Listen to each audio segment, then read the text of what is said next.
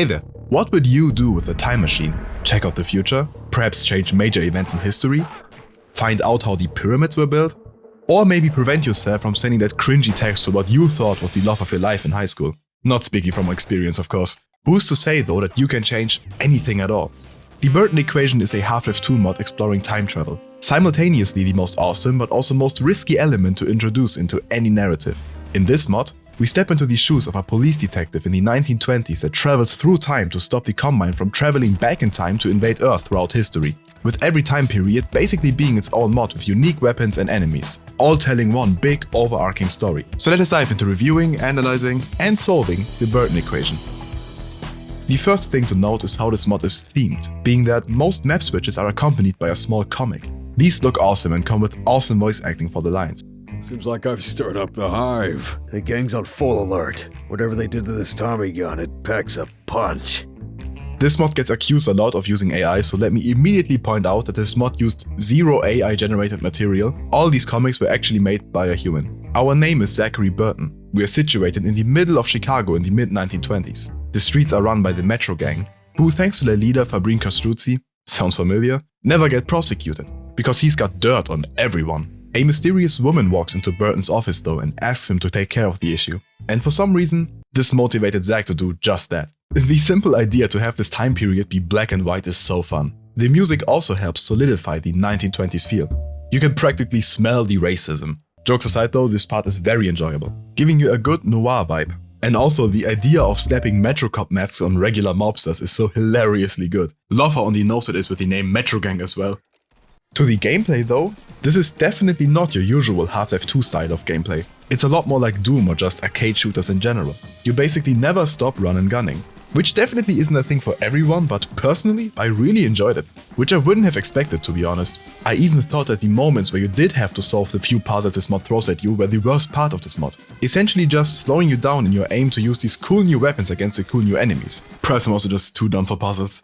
Speaking of weapons, in this time period they are super fun to use, consisting of your fists and a kick you can use at all times, which is fun, a shitty little magnum, the M1911 pistol, and my personal favorite, the Tommy gun. It shreds through enemies like no other. In terms of story, the only thing we got going is that we're tracking down Fabrine through the streets of Chicago. The level design is solid, and exploring all the alleyways you may come across one of these things. Just in case you needed something to solidify the idea that this is an arcade shooter, these are boosts, consisting of buffs like double damage, healing you to your full 250 HP, and yeah, that's all. Somewhat of a wasted opportunity if you ask me. I would have loved some 2x running speed or being able to see enemies through walls. It's still a fine mechanic though. Eventually we come across the very final weapon, the modified Tommy gun, which is able to shoot energy bolts, which foreshadows the idea that the Metro Gang are actually the Combine sending units back in time to anyone playing this mod blind. Blind in every sense of the word, I mean, did you not see their masks? We relatively quickly make it to the first boss fight, fighting Fabrine in its own warehouse. Fabrine looks like any other Metro Gang member with an added helmet of sorts. He taunts you while you fight him, making him very cartoony, but thus also very memorable. Just when you think you might beat him, he activates his time travel device and flees the situation in all 4 dimensions. A fun detail being that you get to hear the radio speaking on the situation, mentioning that someone saw a gun shooting a ball as bright as the sun, referencing the modified Tommy gun, and also mentioning us by name directly. We return to our office, the Metro Gang now right behind us. Just as Zachary Burton believes he's about to die, he finds a letter from the mysterious woman, one that consists of a bunch of gibberish in the comics, but seems to hold some value to Zach. A white flash then appears and transports us from noir to sepia. He'd fought in one great war before and now it's time for another, World War II. In this chapter, it is revealed that no Nazis exist as we know them here. It is the Combine forces instead, with Fabrine as their leader. This does mean we're basically fighting Hitler. The arsenal this time consists of the shitty Magnum, a Luger pistol, and the MP40 machine gun, topped off by a Combine Panzerschreck we receive later on. In terms of gameplay, there isn't much change. The enemies are now in German soldier uniforms with the Metro Cop mask added, but function the same as before. One super fun detail being that for this section, the Metro Cop and Combine sounds are replaced with the German dubbed version. Yes, Half-Life 2 was dubbed into German, alongside a few other languages. A minor detail that makes this a lot more awesome. The level design here is at its peak if you ask me. The trenches are insanely well designed and the skybox is pure eye candy. Probably don't let your grandpa play this though. Notably, there's also a huge Combine tower in the distance, something not very fitting to this time, meaning that this is definitely a place of interest. Hunters and claw scanners have arrived from the future as well. Claw scanners drop mines into the trenches, which is fun. The soundtrack here is absolutely perfect as well, and as the music ramps up, so does the difficulty.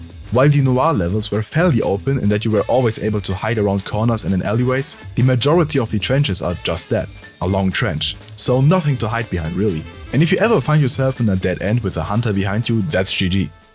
The eventual goal is to destroy the combine machine used for time travel, I guess? The question becomes, if this machine allowed them to travel back in time, how did the Combine bring this machine here in the first place? Did the Combine invade before already? If that's the case, were there ever Nazis in Half-Life lore? Or has it always been Fabrine and his Metro Cs? I'm going on a tangent. Solving time travel stories is impossible if not given all the answers, which this mod definitely doesn't give us. To its own benefit probably. We managed to blow up the contraption in this huge boss fight. We are revealed that this stopped the Combine from being able to travel back to the 1940s. That's good, I guess?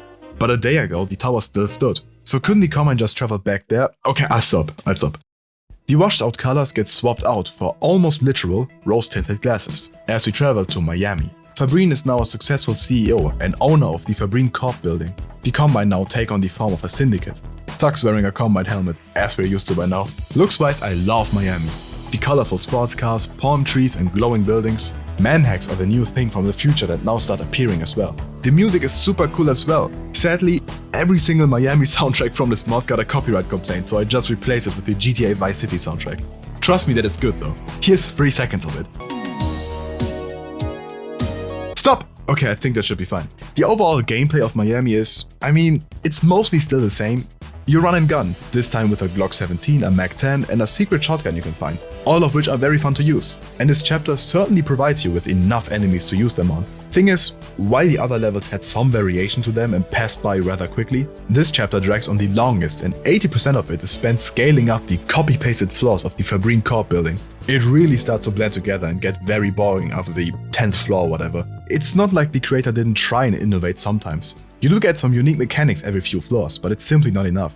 My suggestion would be to genuinely cut somewhere between a quarter and half of the floors here, specifically the generic unmodified ones, and have the player take an elevator to the top afterwards instead. Once we do arrive at the top, after tons of belittling from Fabrine, we now fight against him in his helicopter. This boss fight is pretty much a generic helicopter boss fight, which isn't to say that it's bad.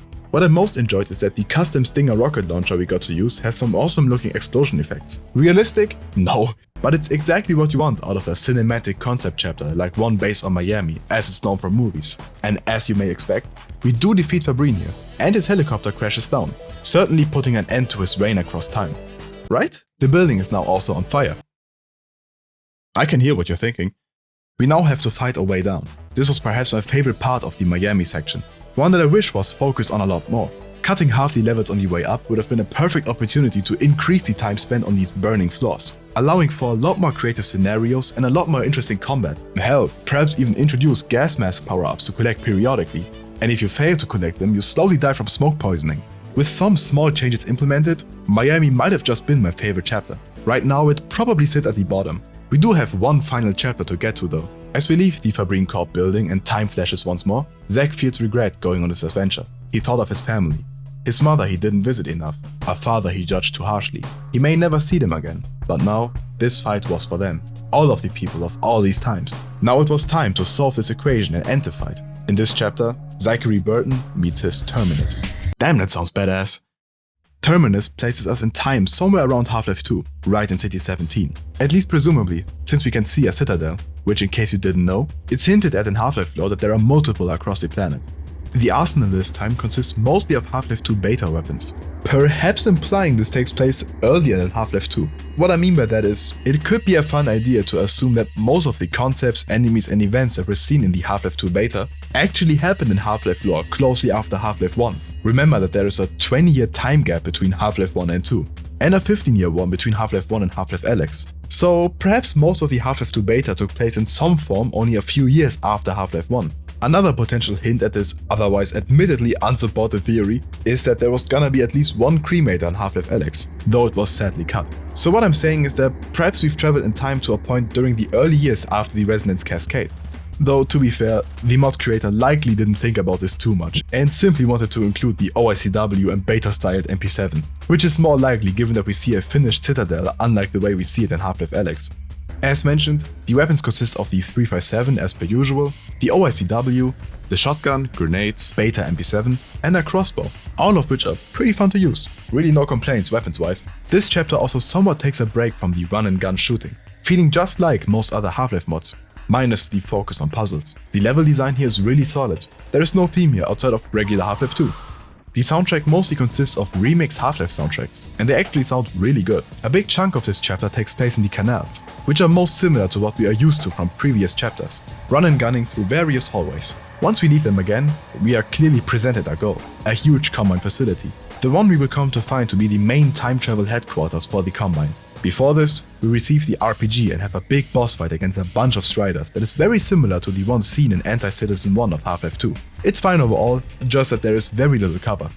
Although there is no chapter split here, everything inside the facility is basically like an entirely new chapter. So just to recap, the terminus chapter up to this point is solid. Unlike the Miami one, I have basically no complaints here. This was fun. As we first enter the time travel HQ, we hear a familiar voice. If it isn't Detective Burton again. Yeah, somehow Fabrine returned. Everything inside here is basically a huge final boss fight, one that makes for the most perfect ending you could wish for in this mod. We fight against Combine to open time portals that lead us back to all the places we were at previously. The first one takes us back to 1920s Chicago, granting us the weapons of that time and having us fight through a few corridors before returning again. We then run through this room. That seems to just be a straight copy-paste from episode 1. Seriously, I thought this was supposed to be a reference at first, but nope. Just straight up one-to-one copy for the most part. Like, I get referencing Valve stuff and even copying things like logic. But just stealing a whole room's architecture with no intentions of implying it to be the same room is a bit much if you ask me. It's not the end of the world, just kinda odd. The next portal we enter is one to World War II. We run through a few of the same trenches and fight against the Metro soldiers one more time.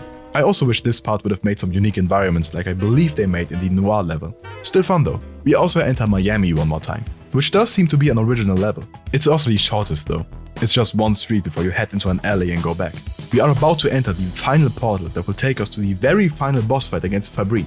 Before that, I want to ask though, how do these time portals exist? I know I promised I would stop, but didn't we destroy all those Combine stations in the past so they no longer have access? Did they travel back a day before destruction, just as I mentioned? If so, do we have to travel back to every Planck second at once and destroy them all in every time period for them to be unable to travel back? And if we were to do that, did anything in the past ever happen?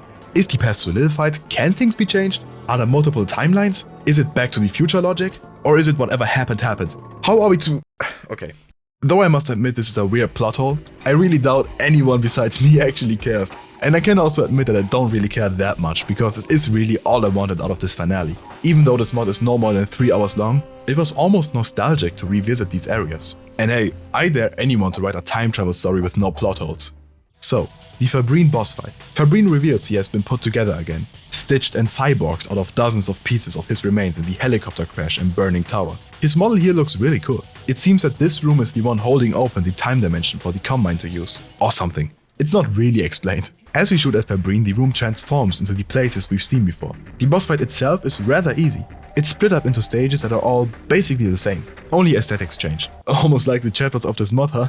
As we defeat him, there's one final conversation between the two. Zack tells Fabrine that they could have fought alongside each other, solved a whole lot of messes. Their experience in the Great War being a bond between them. Fabrine says it's in its nature to be evil, that he couldn't have been better, but we were. Fabrine then says that them being history is for the best, that he should have died in that war. And Zack seems to think the same about himself. Zack then pushes a big red button that is obviously there to self-destruct the place. Why else have a big red button? I mean, come on. Zack then says his final words. Well, end of the line. Everything led to this. For me to die doing what's right. I always knew this line of work would kill me. Sooner or later. This might be the terminus of my story. Might be the end of the world, too. But in my gut, it was worth it.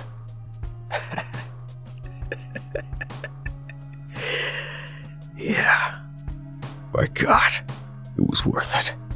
The equation is solved. The core turned incomprehensible colors above him, before collapsing in on itself. And just as soon as Zack had seen this dark future, he was snatched from it. Questions were left unanswered. How did humanity come to be this way? Would their struggle end in victory? Zachary would never know. He would only hope that humanity's episode was yet concluded. White engulfed him. For just a brief moment, he saw all of the times the Combine had invaded. The periods he had fought through were but a fraction of the operations, and he was not the first to be chosen. He saw other nameless men and women across dozens of times, fighting incursions into their own, then others. But he had been the first to succeed, to make it to the center of it all, and solve the paradox once and for all. He was ready to face death. He wasn't asking for another chance. But sometimes, the universe deals you a royal flush.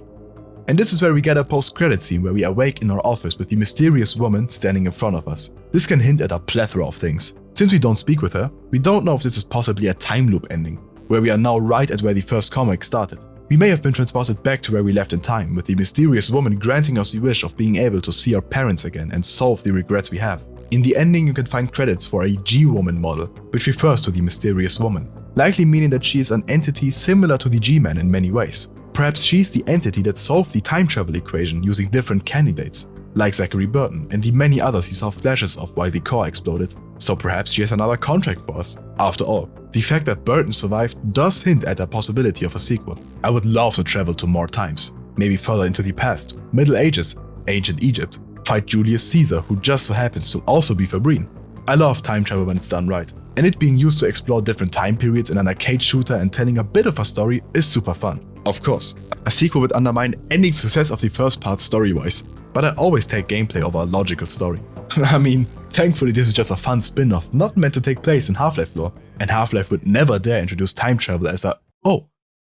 I don't believe the Burton Equation will be everyone's cup of tea, but if you are a fan of games like Doom or just general shoot-em-ups, perhaps even something like Payday's combat mechanics, you can enjoy this mod. Just don't go in expecting a run-of-the-mill Half-Life 2 mod, because it surely is something else, something I very much enjoyed, even with the few flaws it does have. My biggest gripe that I have not yet fully mentioned being that there really was very little innovation in terms of gameplay across the time periods. A gas mask mechanic on the way down the burning tower, or perhaps even a vehicle section in one of the chapters, could have changed things greatly. Something to make the chapter stand out in other ways than aesthetics. Perhaps that's something a sequel could consider. And in nature of this mod, let me time travel forward to skip me telling you to subscribe and instead go right to the member shoutouts. I'll see you there, thank you for watching!